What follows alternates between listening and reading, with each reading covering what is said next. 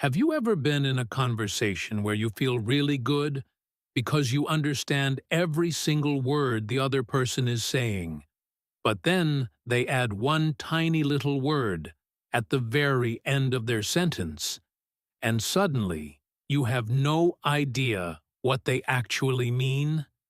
It is an incredibly frustrating feeling, right? You are listening, you are nodding, you are following along perfectly, and then the person says something like, "I usually take the train to work, but today I am driving because of the rain." If you stopped listening after the word train, you would think you understood the whole story. You would go home and tell your friends, "Oh, that person takes the train." But you would be missing the most important part of the message, which is that they are driving today. This happens all the time in English, and it is one of the biggest reasons why learners at your level sometimes feel like they can read English perfectly fine. But when they try to listen to real people having real conversations, they get lost. Welcome to English in Fluency. I am your host, Alex, and today we are going to fix this problem together. We are going to spend this time looking at how native English speakers use generalizations and exceptions. Once you understand how this works, you will be able to follow English ideas much more accurately, and you will not get tricked by the end of a sentence ever again. To understand why this is so hard, we have to talk about how human beings think. We do not usually think in black and white. We do not say that something is 100% true all the time, because life is just not like that. Life is messy, and life is full of exceptions. Because of this, English speakers do not speak in absolute rules. Instead, we speak in general rules, and then we add a little exception at the end. The problem for you as a listener is that in English, the most important information often comes at the very end of the sentence. In many other languages, the main idea comes first, and the extra details come after. But in English, we love to start with a big, broad statement, and then we add a small word like but, except, or however, and that tiny word completely changes the meaning of everything we just said. If you stop listening early, you will get the wrong idea. So, today, our goal is to train your brain to keep listening until the sentence is completely finished. You cannot relax just because you understood the first half of what someone said. You have to stay active, you have to stay focused, and you have to wait for the exception. Let us look at some simple words that tell you a generalization is coming. When you hear these words, your brain should say, "Okay, this is a general rule, but I need to wait because there might be an exception coming." The most common word is usually.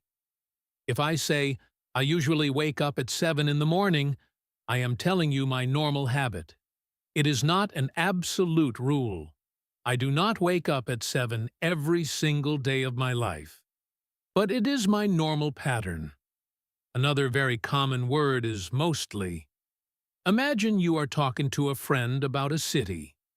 You might say, "The people in that city are mostly very friendly."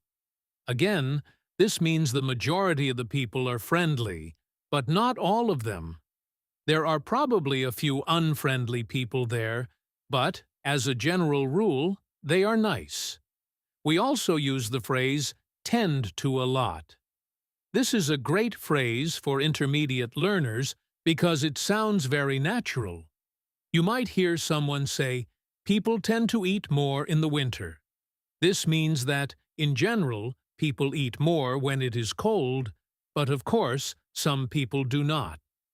Another good phrase is "in most cases." If a doctor says, "In most cases, this medicine will make you feel better in 2 days," the doctor is saying that for the average person, it takes 2 days.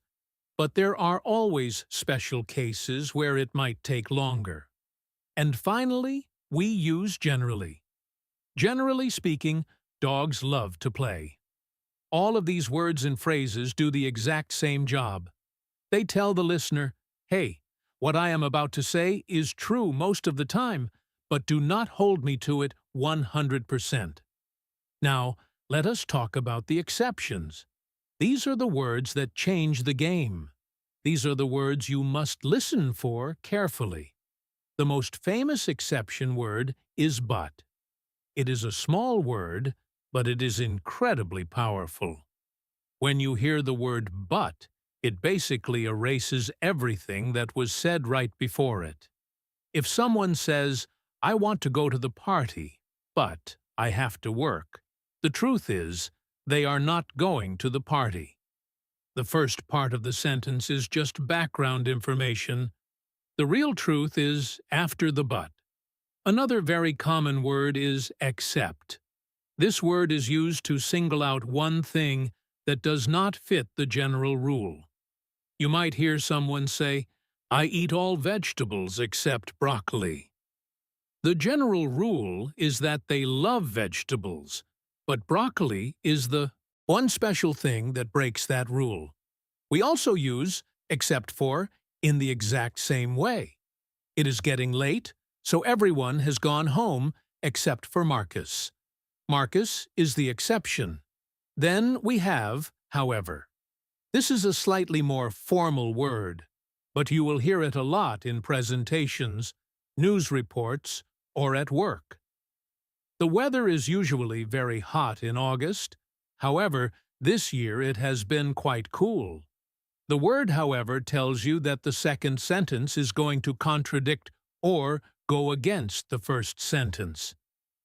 Another great word is although. This word is tricky because it often comes at the beginning of the sentence.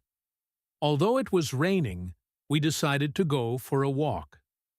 The general rule is that people do not walk in the rain, but the exception here is that we did it anyway. Let me tell you a quick story to show you how this works in real life. Imagine a woman named Sarah. Sarah is talking to her friend about her new job. She says, my new boss is usually very relaxed, and he lets us leave early on Fridays, except when there is a big project, which is actually what is happening this week, so I have to stay late. Now, if you were listening to Sarah, and you stopped paying attention after the word Fridays, you would go away thinking that Sarah gets to leave early every single Friday. You would think her boss is amazingly relaxed. But if you kept listening through the entire sentence, you would realize that this Friday is different. This Friday, she has to stay late. The generalization is that the boss is relaxed. The exception is this week because of a big project. In real conversations, people do not stop and pause after their generalizations. They say the whole long sentence in one breath. If your ear is not trained to catch those exception words like except, you will miss the real meaning. I want us to practice this together now. I am going to give you some sentences, and I want you to listen closely for the general rule, and then listen closely for the exception. You do not need to speak out loud or write anything down right now. Just let your brain process the structure. Here is the first one. My brother generally likes to cook dinner at home, but tonight he is too tired, so we are ordering pizza. Did you hear it? The general rule is that the brother likes to cook.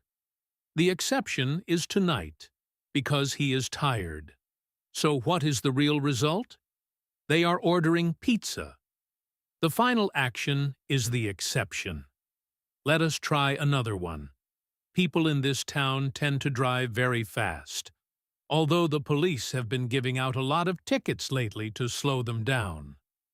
The general rule is fast driving. The exception is the police giving tickets. Let us do one more. I mostly drink black coffee in the morning, except on weekends when I treat myself to a sweet latte. The general rule is black coffee. The exception is the weekend latte. Do you see the pattern?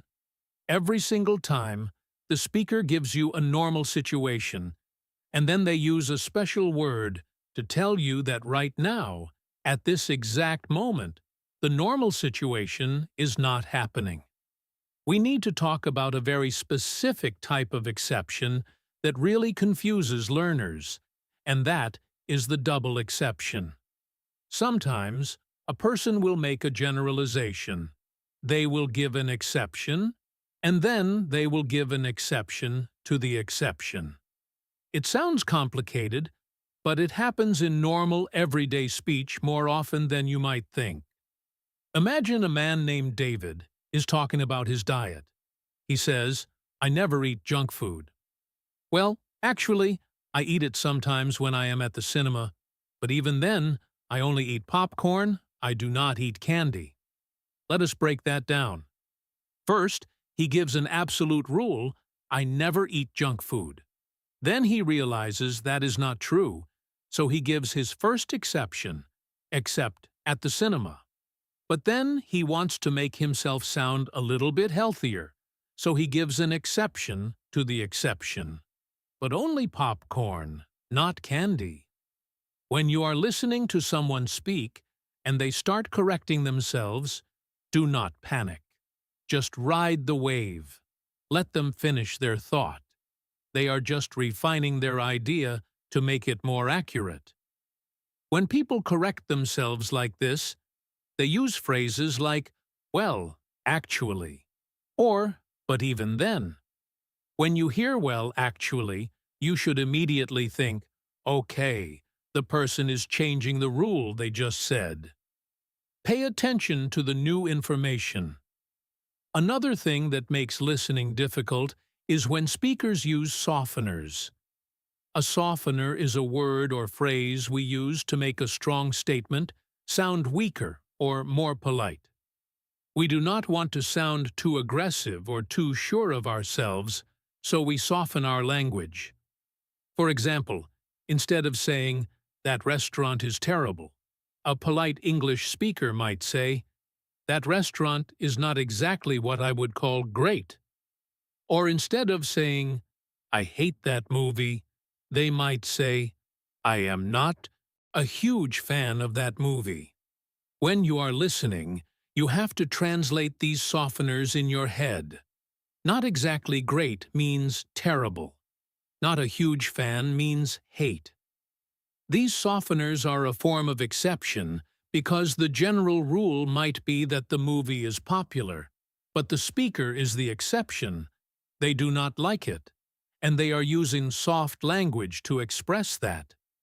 You will hear phrases like, "it is not quite right," "it is not very often," or "I do not really think so."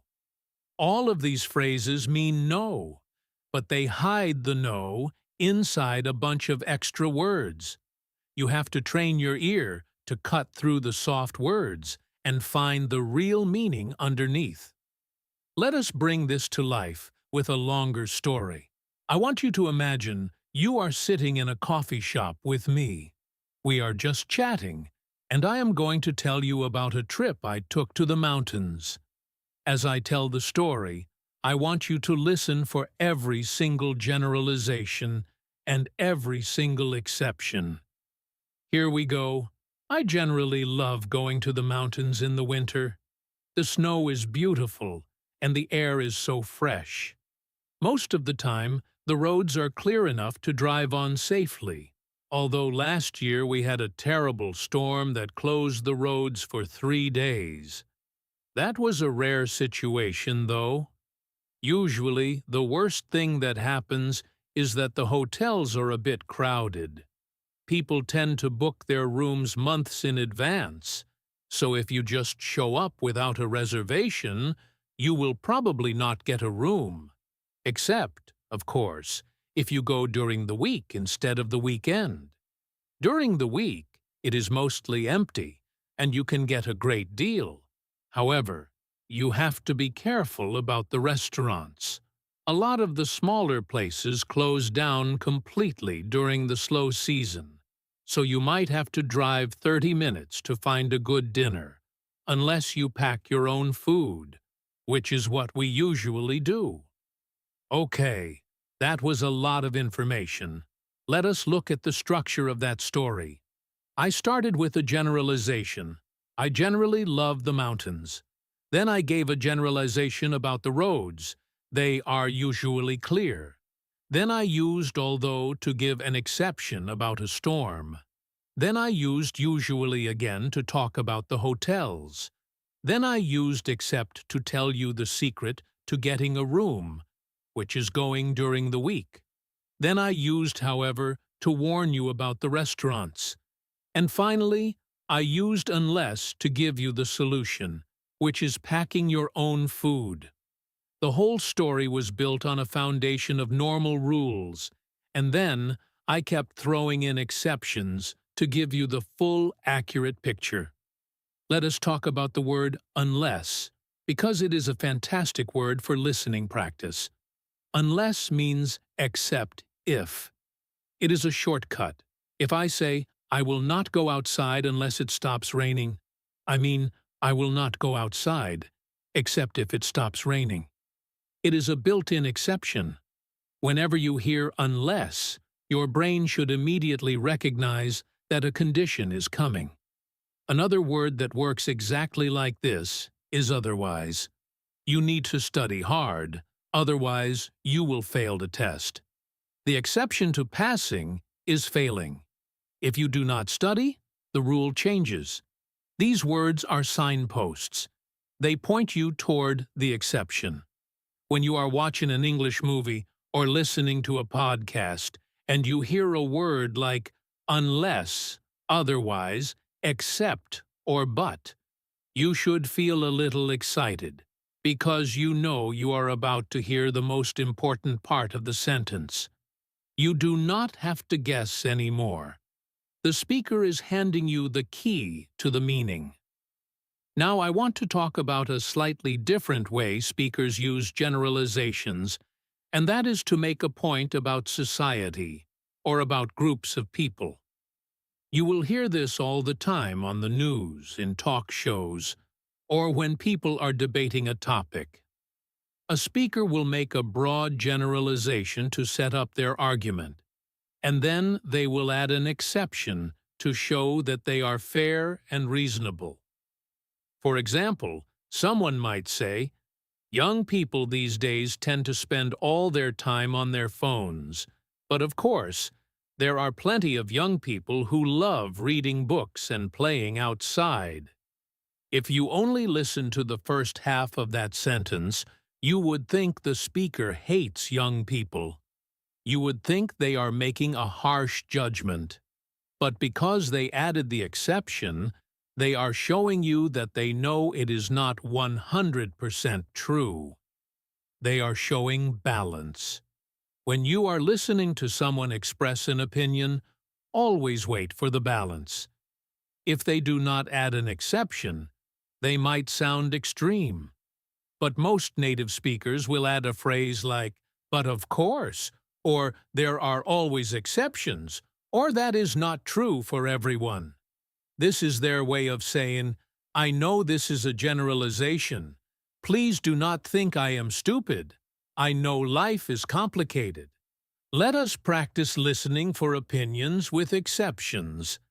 Imagine a woman named Chloe is talking about her experience at a new gym.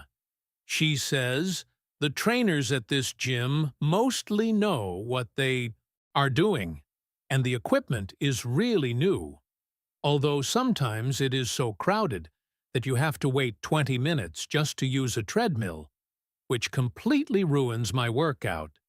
But generally speaking, if you go early in the morning, it is a great place. Let us unpack Chloe's feelings. Is she happy with the gym? Well, she has a lot of good things to say. The trainers are good, the equipment is new, and if you go early, it is great.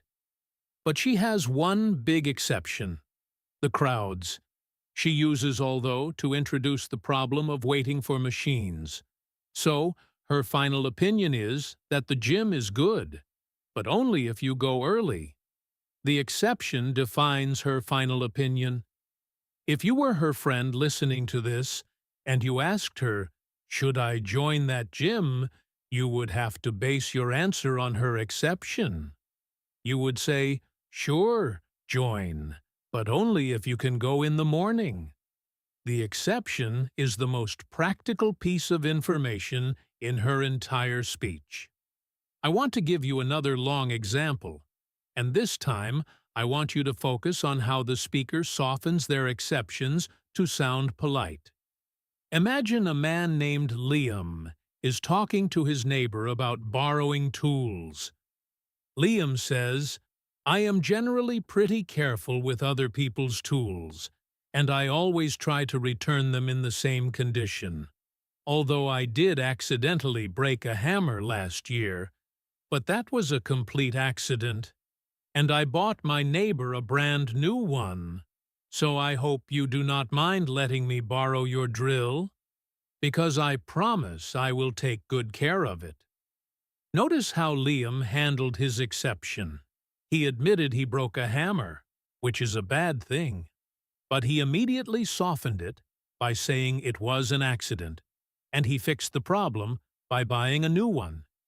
He did not just say, "I broke a hammer." He wrapped the exception in a lot of soft, polite language. When you are listening to English, you have to hear the main point, which is, "I broke a hammer." But you also have to hear the softening language, which is, "But I am careful, and I replaced it." If you miss the softening language, you might think Liam is careless. But if you hear the whole sentence, you realize he is actually very responsible. But he just had one accident. We should also talk about how generalizations change depending on the time frame. When someone is talking about the past, they might use different words than when they talk about the present. If someone says, "I used to hate vegetables when I was a kid, but now I love them," the exception word is, "but now." The generalization is about the past, and the exception is about the present. You will also hear people use would to talk about past habits.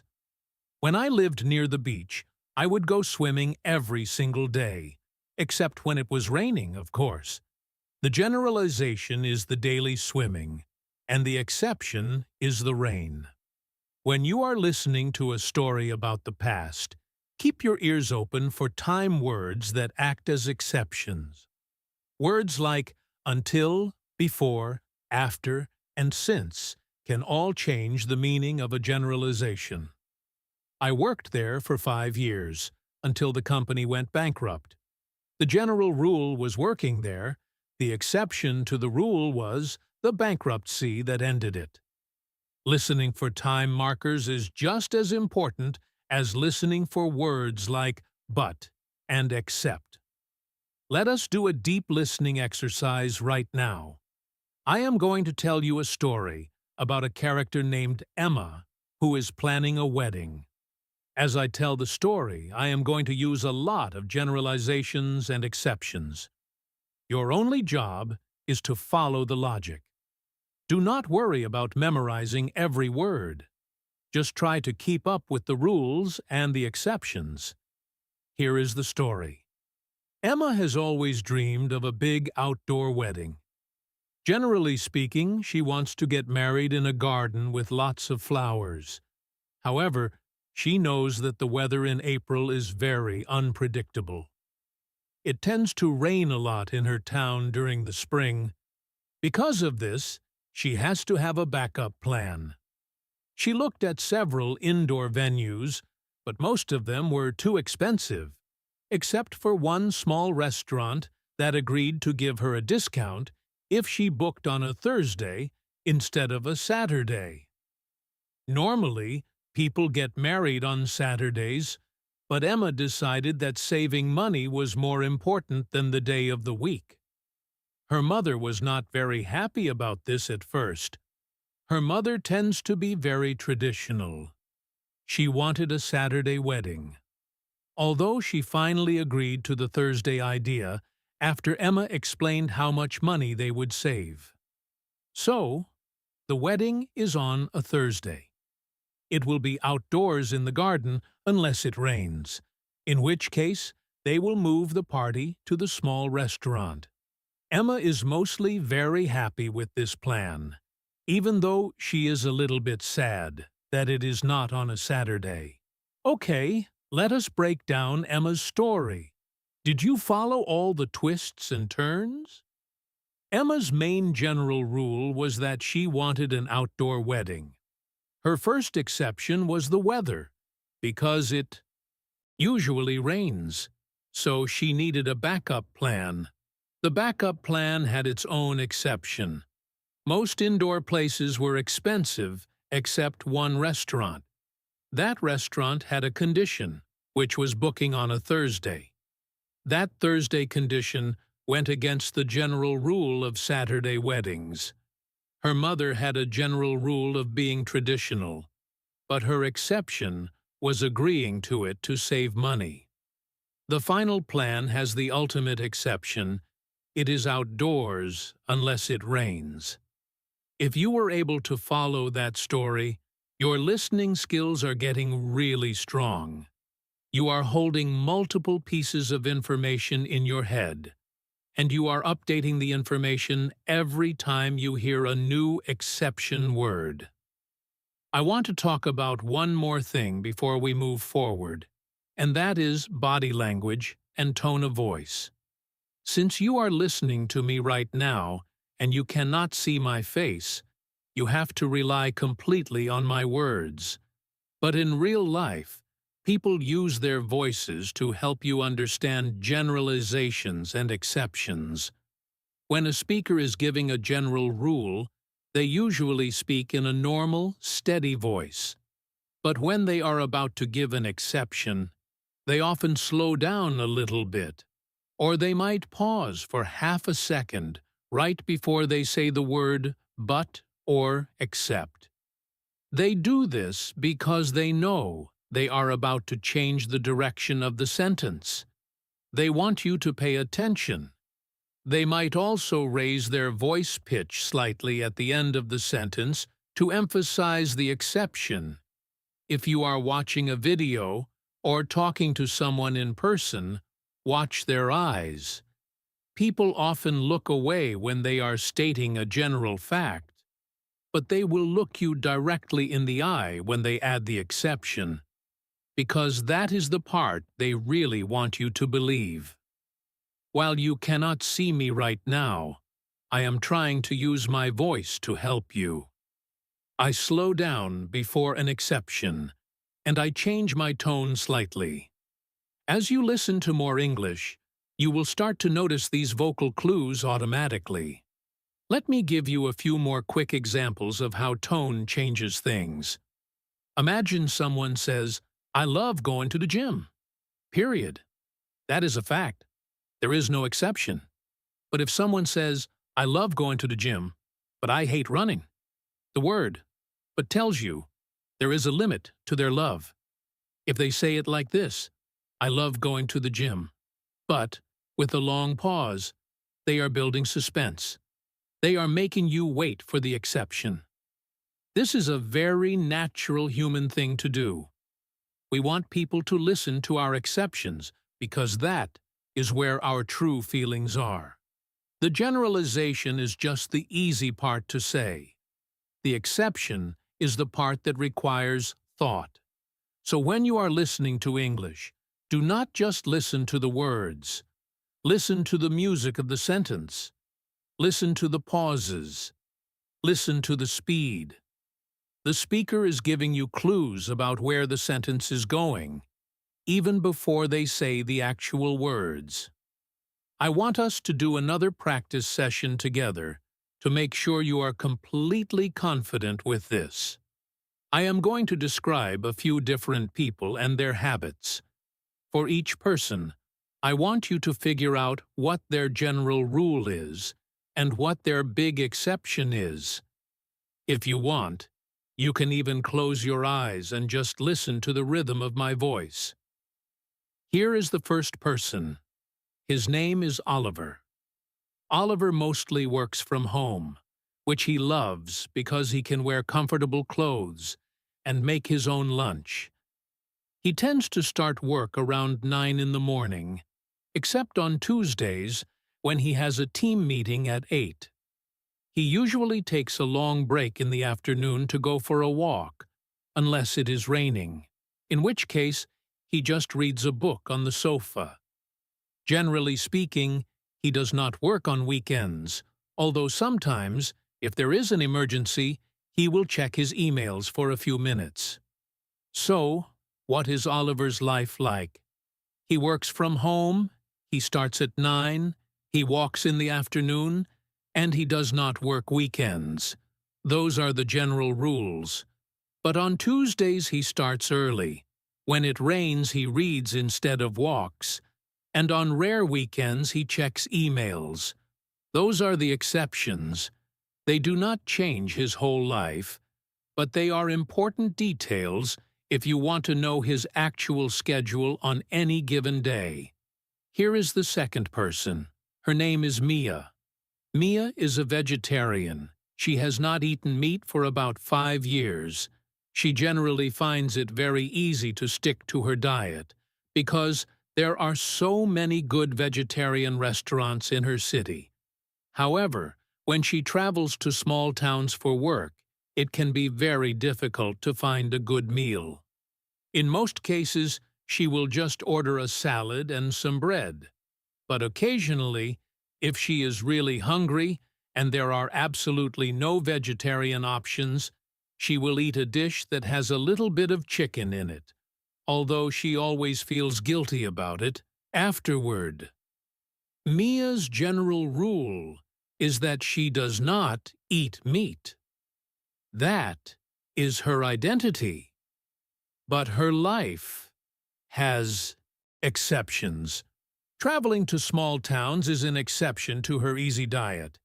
Eating chicken is a massive exception to her vegetarian rule. But notice how she softens that exception.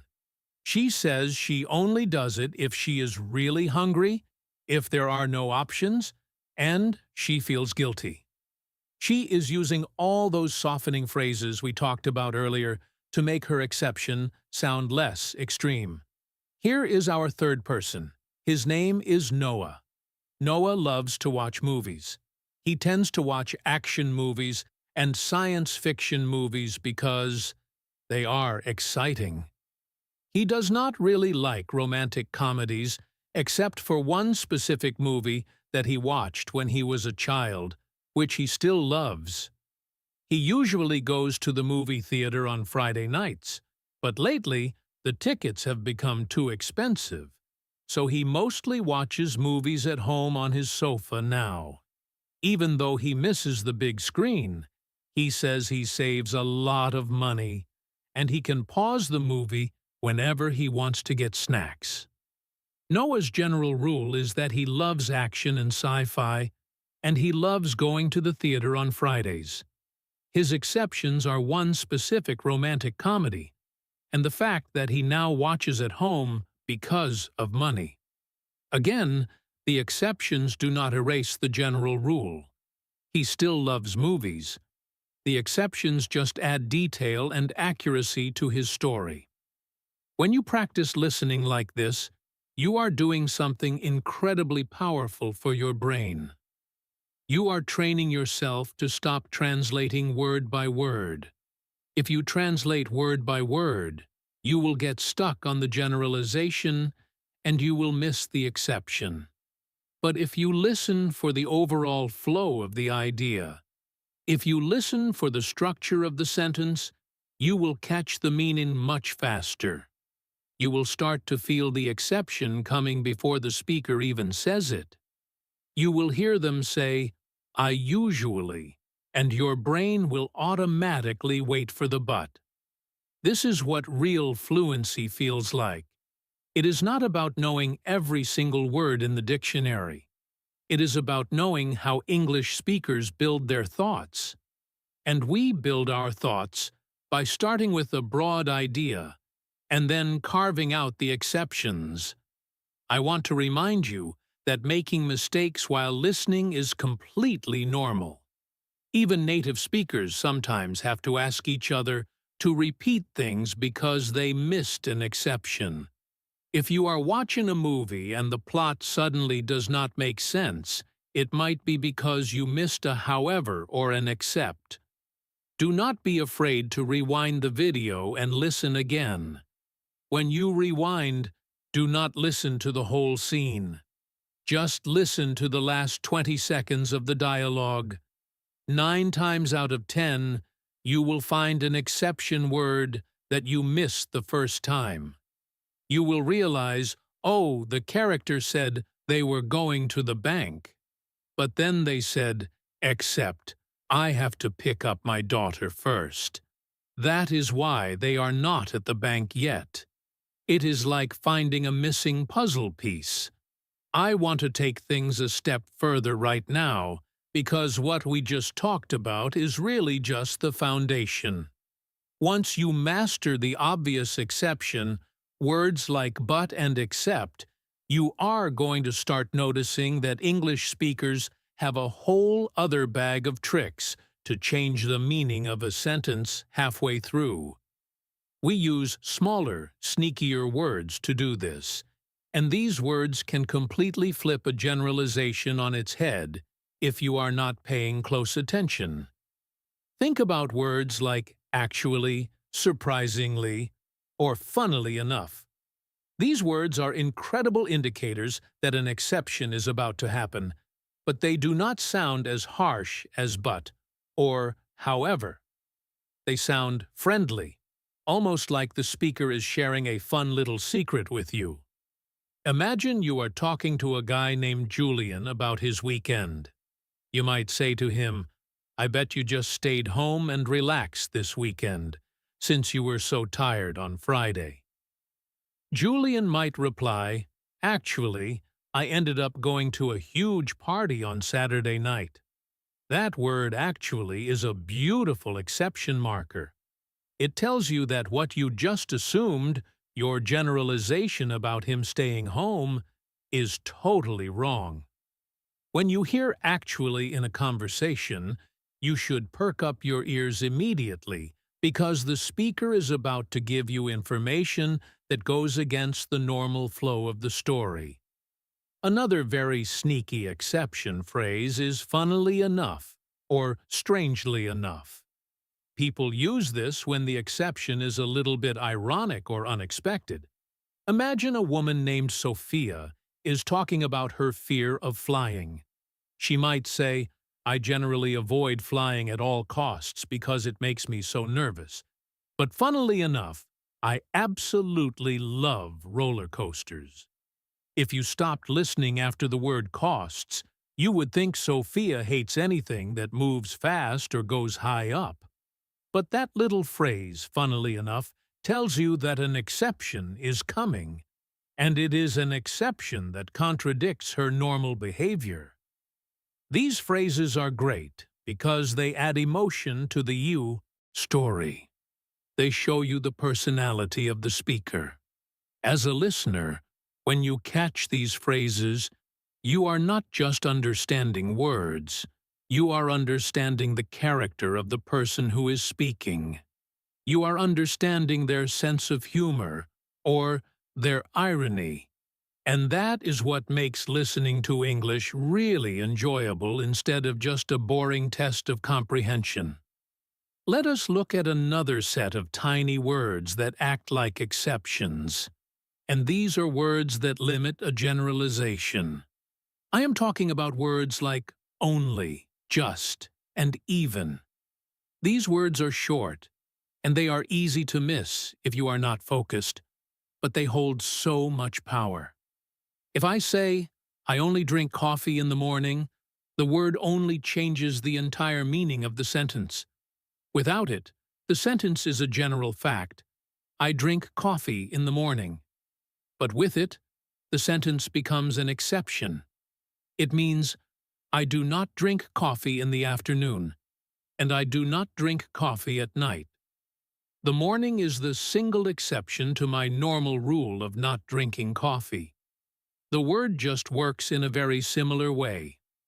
If someone tells you, I just need 5 more minutes to finish this project, they are limiting the time.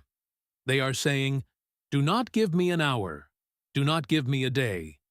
5 minutes is the only exception to my working time. And then we have the word even, which is used to point out an extreme exception. Imagine a man named Ethan is talking about how healthy his diet is. He might say, I eat vegetables with every single meal, even breakfast. The word even tells you that breakfast is a special, surprising exception to the normal rule of when people eat vegetables. Most people do not eat vegetables for breakfast, so Ethan is highlighting that his healthy habit breaks the usual rules of society. If you miss the word even, you might just think he eats vegetables, which is true, but you miss the emphasis that he takes it to an extreme level. I want to tell you a story about a character named Matteo, to show you how all these different types of exceptions work together in one conversation. Matteo is learning how to drive, and he is talking to his driving instructor, a woman named Freya. Freya says, most of my students pick up the steering pretty quickly, and they feel comfortable behind the wheel after just 2 or 3 lessons. However, some people get very nervous, especially when they have to drive on the highway for the first time.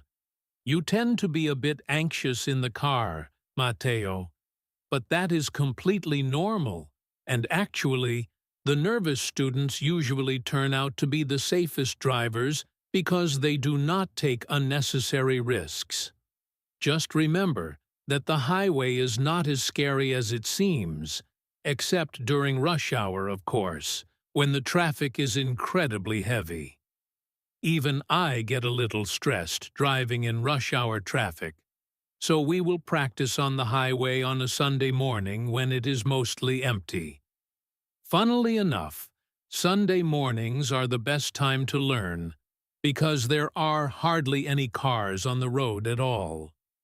Look at how much information is packed into that one speech from Freya. She starts with a generalization about most students. Then she uses, however, to introduce the nervous students. Then she uses tend to describe Matteo. Then she uses but to reassure him. Then she uses actually to flip the negative idea of being nervous into a positive idea about being safe. Then she uses just to transition to her advice. Then she uses except to warn him about rush hour. Then she uses even to show that even an expert like her gets stressed. And finally, she uses funnily enough and mostly to offer the solution of driving on Sunday. If Matteo was only listening for the main verbs and nouns, he would be completely lost. He has to listen for the exception words to understand the logic of her lesson. This brings up a really important point about how native speakers give advice. When an English speaker is giving you advice, they will almost always give you a general rule first, and then they will give you the exceptions to that rule.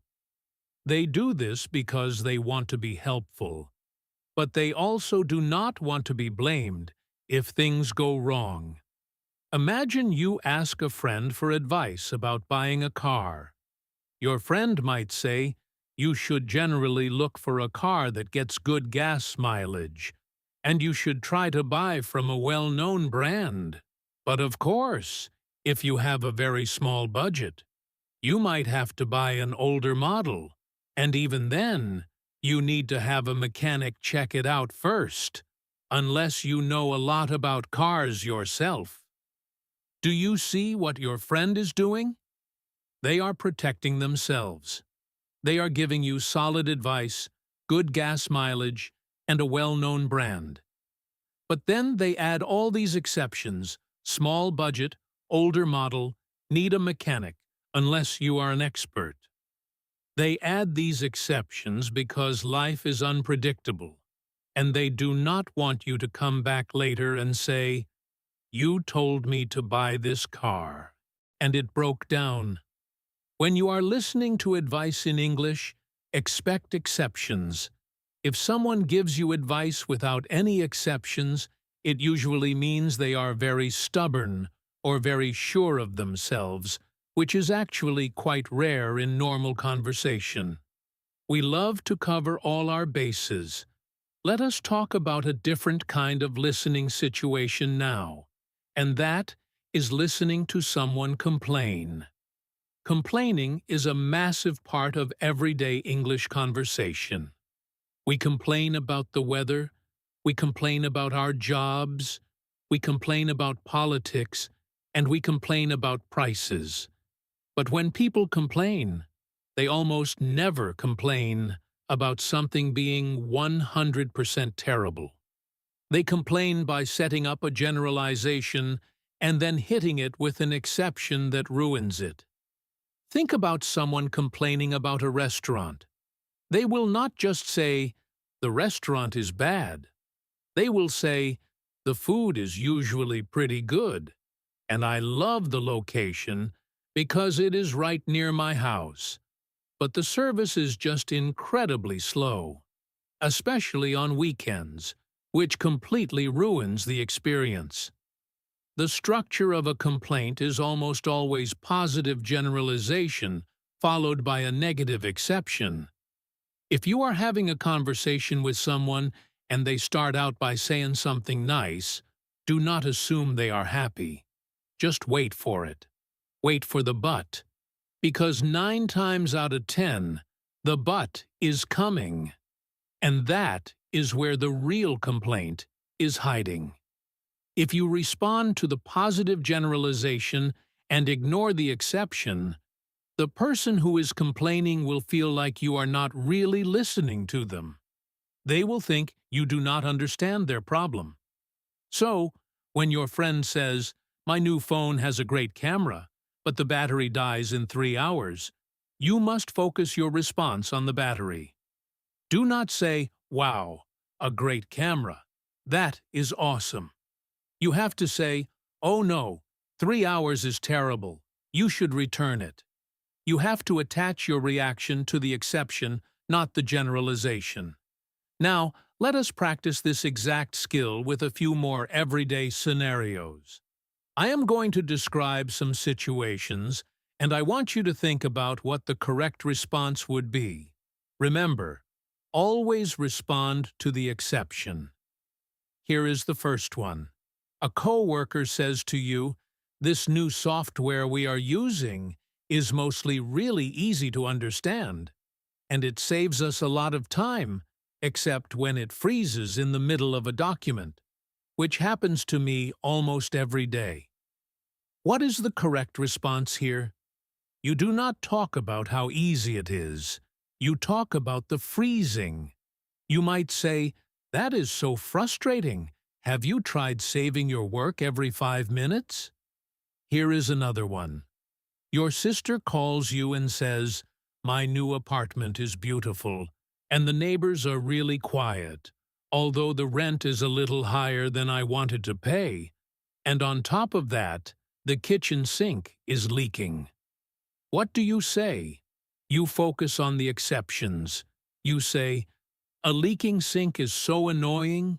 Did you call the landlord to fix it?" You see how this works? The generalization is just the background noise. The exception is the actual reason the person is talking to you. People share good generalizations to be polite or to set the scene, but they share exceptions because they want your sympathy, your advice, or your help. I want to shift gears a little bit and talk about how this applies to listening to the news or watching documentaries. This is a slightly higher level of listening, but it uses the exact same rules. News reporters and documentary narrators love to use generalizations to set up a story, and then they use exceptions to make the story interesting. If a news story was all generalizations, it would be incredibly boring. For example, a reporter might say, "The economy is generally doing very well this year, with unemployment at an all-time low. However, the housing market is struggling, and young people are finding it almost impossible to buy their first home." The reporter uses, however, to shift the story from good news to bad news. Documentaries do this constantly when they are talking about animals or nature.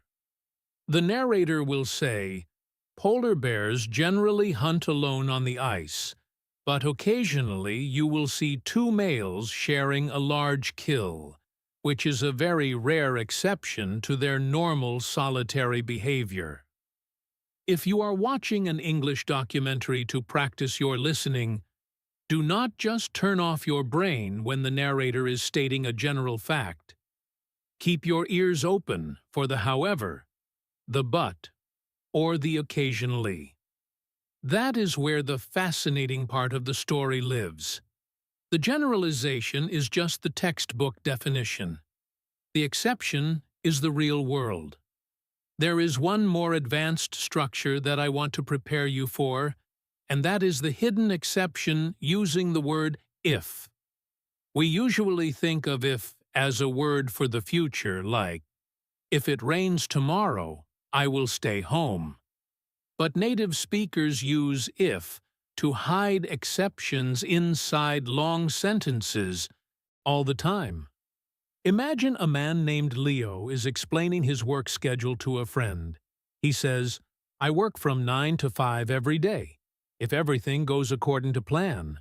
But usually, my boss gives me extra work at 4:30, so I end up staying until 6. Did you catch the hidden exception? Leo started by saying he works 9 to 5. That sounds like a solid fact. But then he added the tiny little phrase, "if everything goes according to plan." That phrase is a hidden exception. It means I am supposed to work 9 to 5, but that rarely happens. The real truth comes after the but, which is that he stays until 6. When you are listening to someone describe their routine and they use the word if, you should immediately be suspicious. I go to the gym every day, if I have the energy. I cook dinner at home, if I am not too tired. I save money every month, if nothing breaks in my house. All of those sentences sound like positive habits, but the if hides the fact that these things do not actually happen all the time. The if is a quiet little exception that protects the speaker from sounding lazy or irresponsible. Let us put all of this together into one final big practice story. This is going to be a story about a woman named Hazel who is planning a birthday party for her husband. I want you to imagine that you are a friend of Hazel, and she is talking to you very fast because she is stressed. As you listen, I want you to mentally highlight every single generalization and every single exception she mentions. Here is Hazel. "Okay, so I generally like to keep parties pretty small, just close family and a few friends, because big crowds tend to make me anxious. But my husband, Lucas, is completely the opposite. He loves huge parties with loud music and tons of people. So, this year, I decided to surprise him with a big party. Except I completely forgot that his mother is visiting us next week, and she actually hates loud music. I mostly figured I could just have the party in our backyard, although the weather report says it might rain on Saturday, which would be a disaster because our house is way too small for 50 people. I looked into renting a tent, but unless I book it by tomorrow morning, they will not be able to deliver it in time. Funnily enough, my neighbor has a huge tent that he uses for camping, so I might just ask to borrow his. even though it is probably not big enough for 50 people. But it is better than nothing. I usually love planning events, but right now, I just want to pull my hair out. That was a lot of English, wasn't it? But if you followed the exceptions, you know exactly what Hazel is feeling and what her problems are. Her general rule is small parties, but the exception is her husband likes big parties. Her general plan is a backyard party, but the exception is the rain. Her solution is a rental tent, but the exception is the time limit. Her backup solution is her neighbor's tent, but the exception is it is too small. Her general feeling is that she loves planning, but the exception is right now she is stressed. If you can listen to a fast, stressed-out speaker like Hazel and keep track of all those bouncing ideas, you are doing amazingly well. You are not just hearing English words anymore. You are following the logical map of a human mind. That is the ultimate goal of listening practice. It is not about hearing every single vowel perfectly. It is about understanding the shape of the thought. Have you ever noticed how sometimes a person will tell you a story, and right at the very end, they drop a tiny phrase that completely changes how you feel about the whole thing? It is almost like a magic trick. They lead you down one path, you think you know exactly what they mean, and then they say 2 or 3 words that make you say, "Wait, what?" This happens so often in real English conversations, and it is the final piece of the puzzle we need to talk about today. We have spent a lot of time looking at single words, like but and except, and we have looked at sneaky words like actually and only. But now I want to talk about complete phrases that native speakers use to introduce exceptions. These phrases are incredibly common, but because they are longer than a single word, your brain has to work a little bit harder to process them. If your ear is not trained for these longer phrases, the speaker will finish their sentence, and you will just be sitting there with a blank look on your face, wondering what just happened. One of the most famous exception phrases in the English language is to make an exception. You will hear this everywhere, at work, at school, in stores, and in families. A manager might say to an employee, "We usually do not let people take time off during the holidays, but because you worked so hard last month, I am going to make an exception." The general rule is no time off. The exception is the specific employee getting time off. Another phrase you will hear all the time is "as a rule." When someone starts a sentence with "as a rule," they are setting up a very strong generalization. They might say, "As a rule, I do not lend money to friends because it ruins the friendship." But notice how they set that up. As soon as you hear "as a rule," your brain should automatically expect the word "but" to follow. Because if they did not have an exception, they would not need to state the rule so strongly. People only announce their rules loudly when they are about to break them. If someone says, "As a rule, I never eat sugar," you can almost guarantee their next sentence will start with "but." They might say, "But I am going to have a slice of this cake because it is my birthday." There is another group of phrases that are a little bit more emotional. People use these phrases when the exception goes against their normal personality, and they want you to know that they feel weird about it. I am talking about phrases like, "to be honest," "to tell you the truth," or "believe it or not." Imagine a guy named Felix is talking about his hobbies. He says, "I am not really a big fan of sports. I mostly just like to read books and drink coffee. But, to be honest, I have been watching a lot of tennis tournaments lately, and I am starting to really like it. The phrase, to be honest, acts as an exception marker. It tells you that what is coming next does not fit the general picture of Felix. He is a reader and a coffee drinker. The tennis is the exception, and he uses "to be honest" to show you that admitting this exception makes him feel a little vulnerable. When you hear these emotional phrases in a conversation, you are no longer just listening to facts. You are listening to someone's feelings.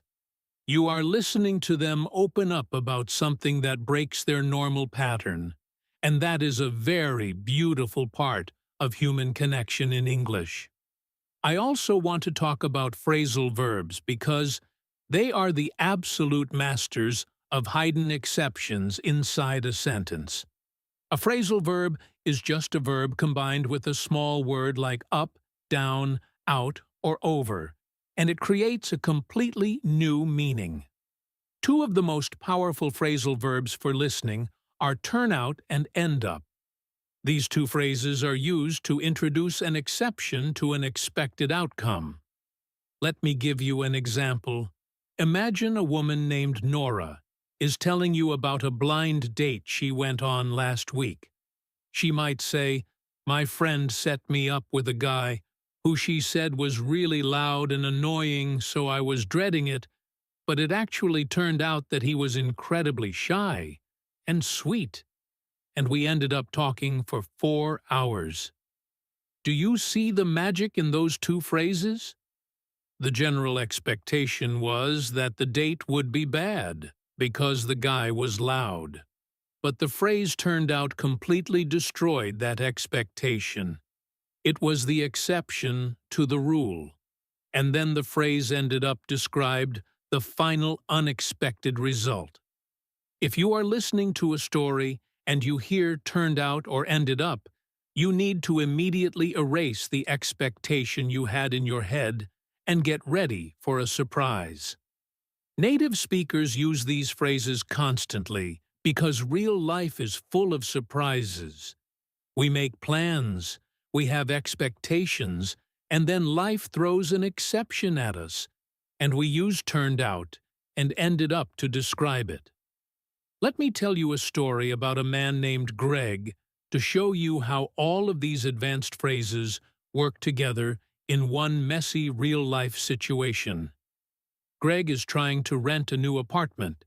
He calls the landlord, a woman named Iris, and this is how the conversation goes.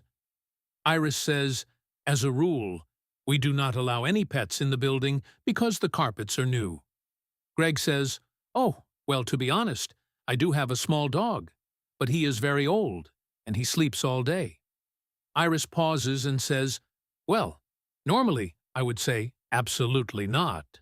But since you were so honest about it, I will make an exception for you, on the condition that you pay an extra deposit, just in case he causes any damage." Greg agrees to the deposit. He moves in, and he expects everything to be fine. But it turned out that the walls in the apartment were incredibly thin, and his old dog would bark in his sleep, which annoyed the neighbor. Greg thought he had solved the pet problem by paying the deposit, but the real exception was the thin walls.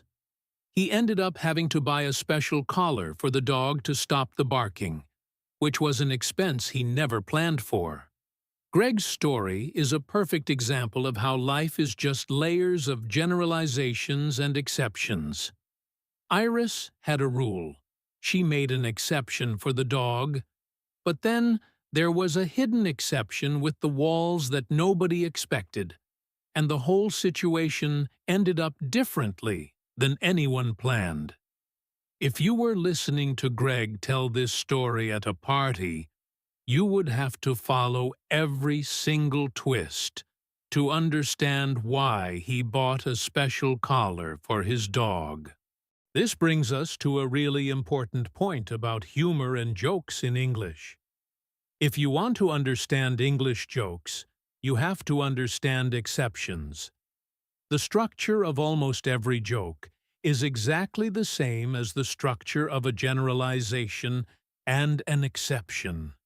The comedian or the storyteller will set up a normal situation, a generalization that you recognize and agree with. And then, the punchline of the joke is the exception. It is the thing that breaks the rule in a surprising or silly way.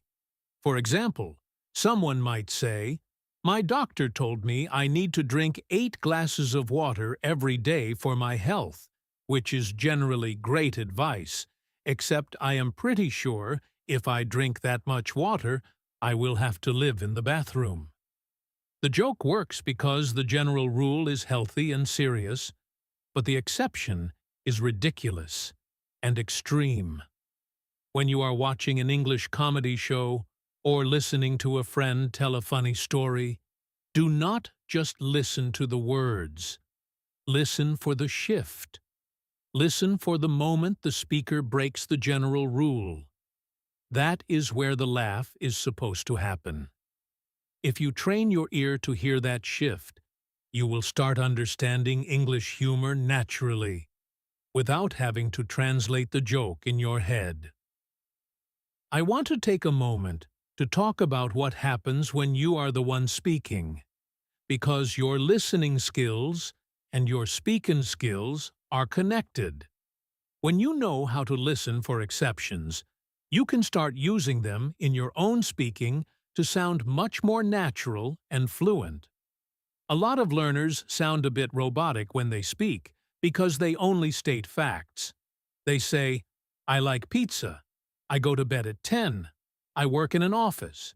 There are no exceptions, so the speech sounds flat.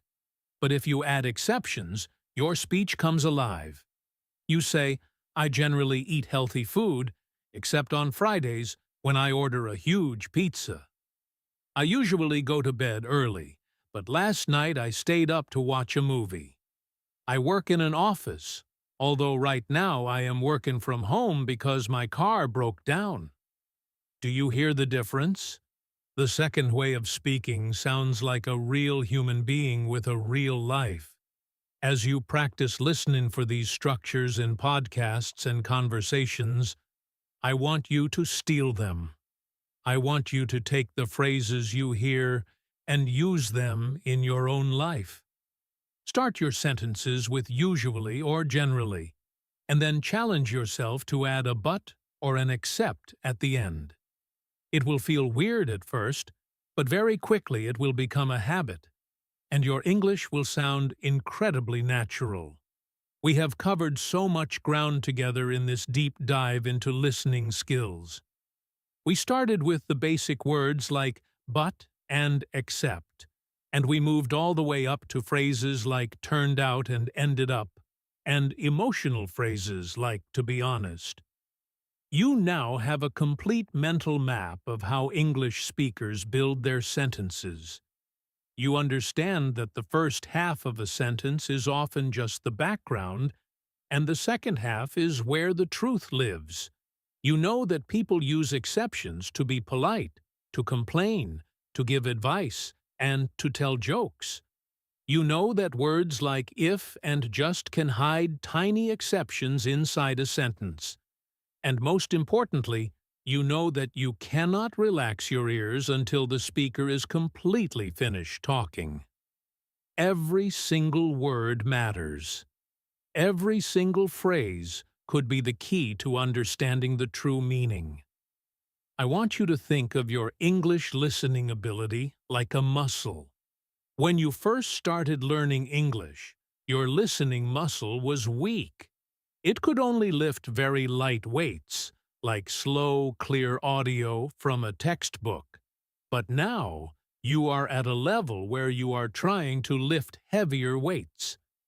You are trying to listen to real people who speak fast, who change their minds, who use idioms, who hide exceptions inside long sentences.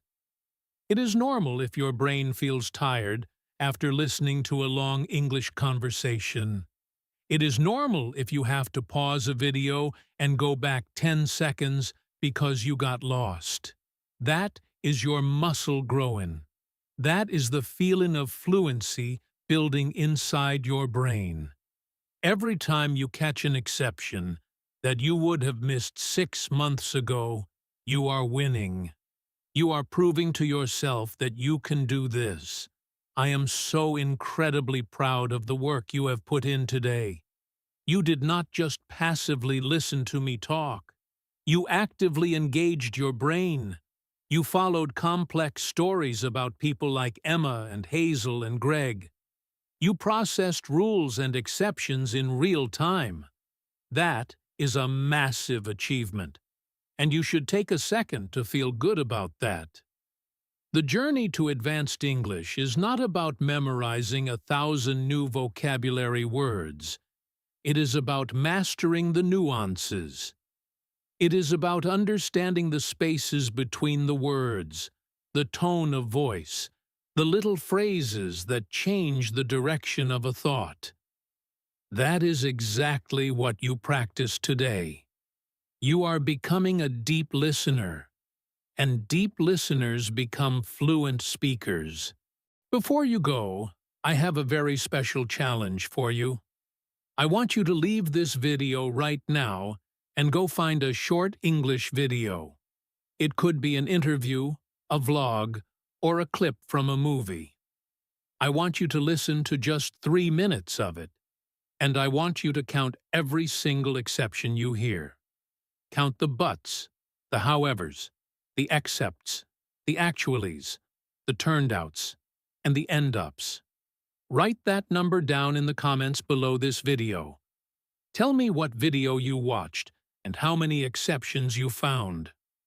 I am going to read every single one of those comments, and I am going to reply to as many as I can. This is how we build a community of real learners here at English in Fluency. We do not just watch videos and forget them. We practice, we take action, and we share our results. If you are not subscribed to the channel yet, please hit that subscribe button and turn on the notifications so you never miss a lesson.